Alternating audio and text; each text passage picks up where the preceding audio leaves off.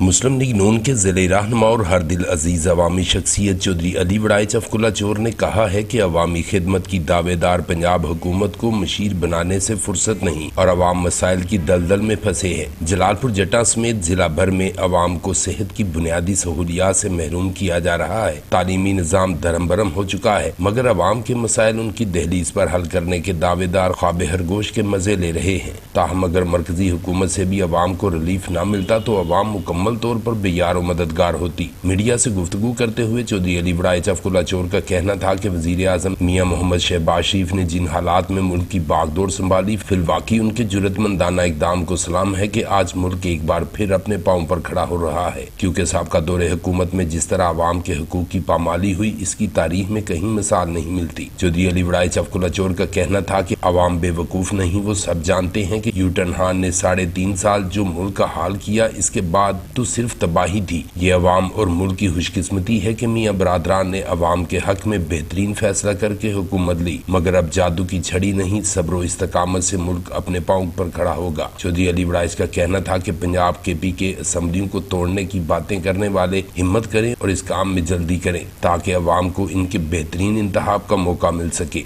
उन्होंने कहा कि आने वाले आम इंतखाबात में तहरीक इंसाफ और उनके इत्तेहादियों को उनकी औकात का पता चल जाएगा। प्रिंस शाहिद भुट्टा, BB1 न्यूज़, जलालपुर जट्टा।